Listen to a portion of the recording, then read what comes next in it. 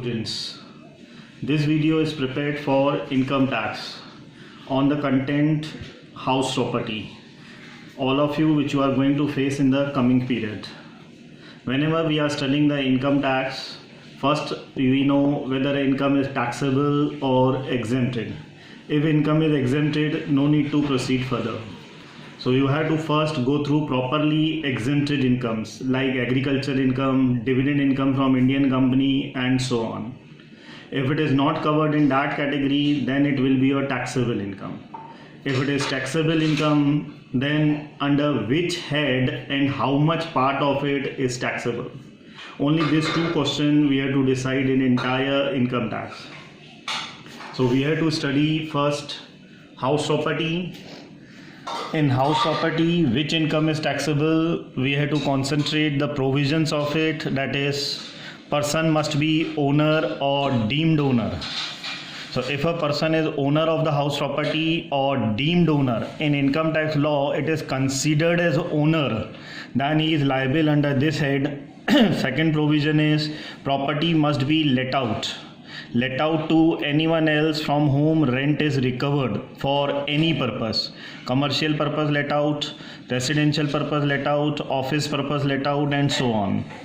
And third is property used for self-residence purpose. If all these two steps are satisfied, then house property income is arise for a person.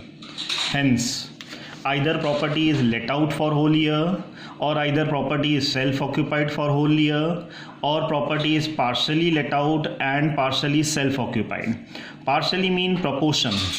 1/3 is self-occupied, 2/3 is let out, or half is let out, half is self-occupied, and hence so on. Another last option is period wise. Time basis, either property is let out and self-occupied. Same property is let out for few months and same property is self-occupied for few months. For example, 4 months let out, 8 months self-occupied. Same property, hence known as period wise. Partially let out, self-occupied, let out. So in this content only 4 steps we have to go through.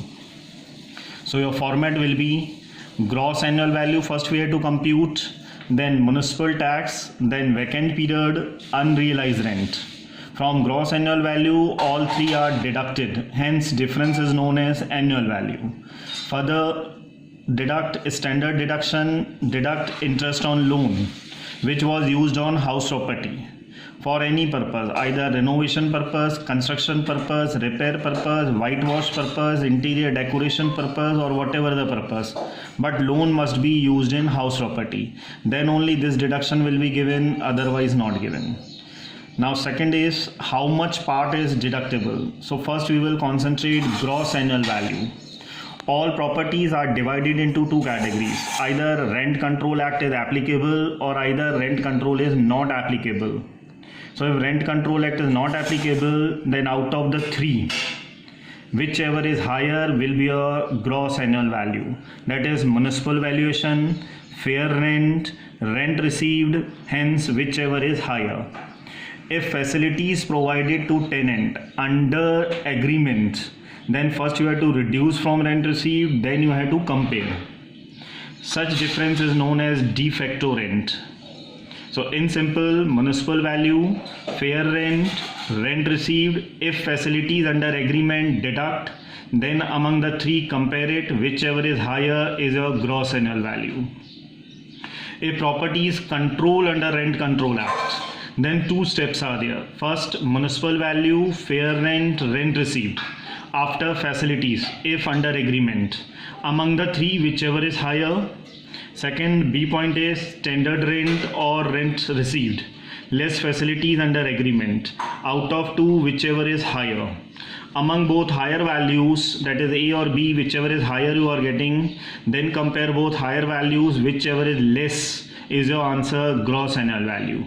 So if property is let out, two steps we have to concentrate. Control Act applicable or Rent Control Act not applicable. Among the three, whichever is higher, and here first find out two steps, A and B, then compare whichever is less.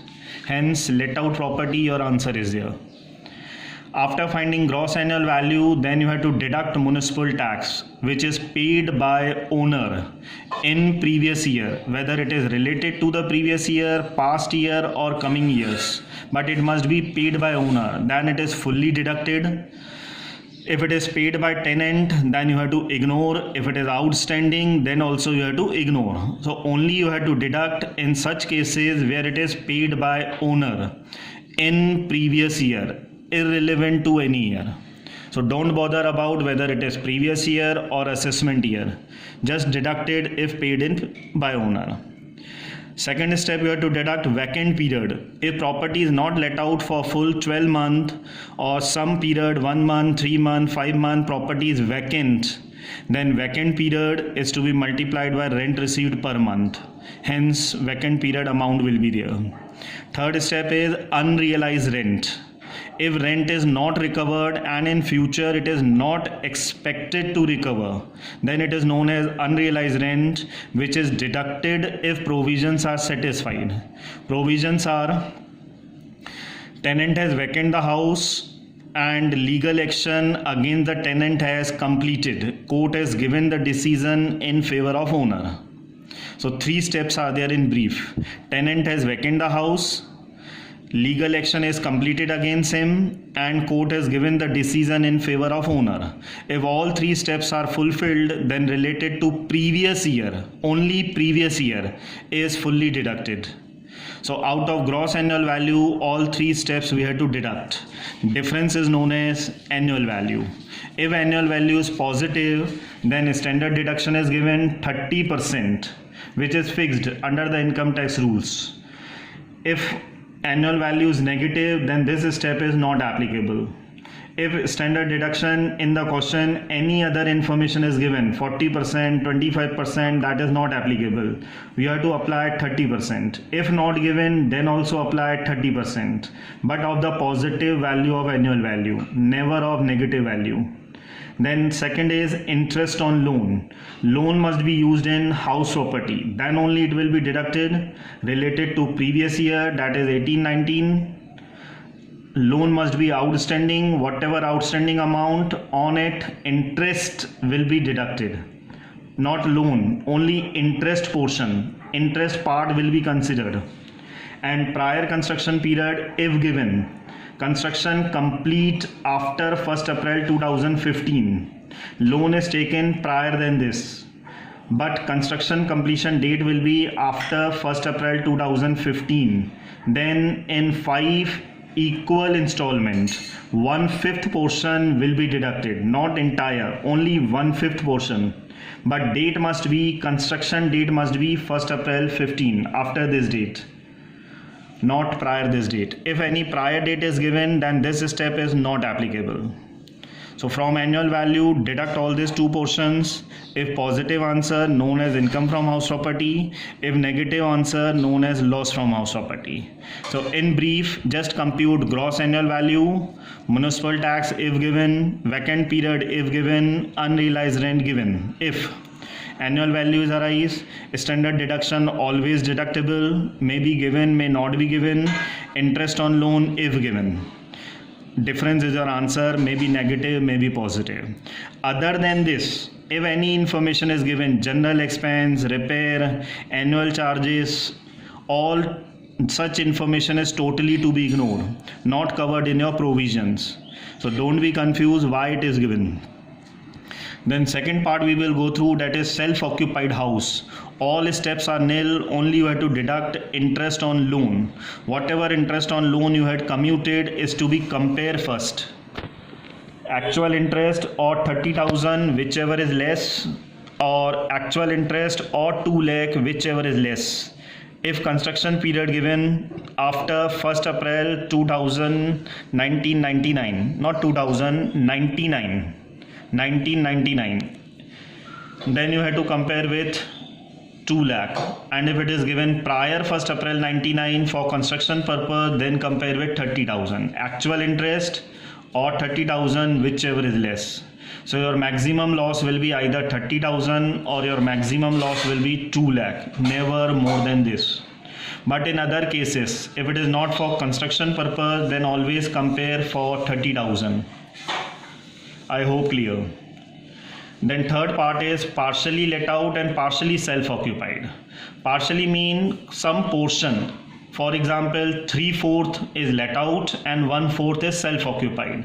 So break up in two parts. 3/4 sold as per let out, 1/4 sold as per self-occupied. All steps convert into 3/4 and 1/4. Hence positive negative answer will be your answer.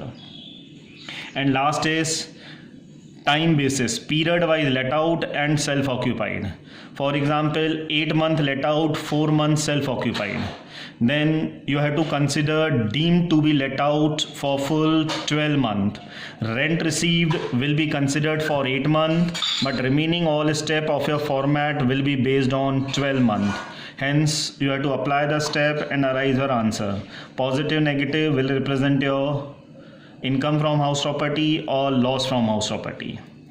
Second step, which is not written here, may be given arrears of rent recovered. Arrears of rent recovered implies earlier year, not related to previous year. Earlier year rent is recovered in previous year. So 30% after adjustment of it will be the taxable part. After the format you have to add in your taxable answer. For example, 30,000 arrears is recovered in previous year. So 30% of that is 9,000. Remaining will be your 21,000 will be taxable. Second is unrealized rent recovered. Unrealized rent and unrealized rent recovered, both are the different things. Unrealized rent recovered will be your income if recovered in previous year, which was allowed by assessing officer in earlier year, will be taxable after adjustment of 30%. This may be given extra other than your format. And last step is if more than one house is self-occupied. For example, 2 houses are there, both are self-occupied. 3 houses are there, all are self-occupied. Then as per income tax provision, only one will be considered self-occupied. Remaining 2 will be considered let out, deemed to be let out. And hence as per format, let out and self-occupied, proceed it, find out the answers. So I hope whatever I had given in the lecture in brief, summarized on it, go through it, apply the problems and arise your doubt and difficulties.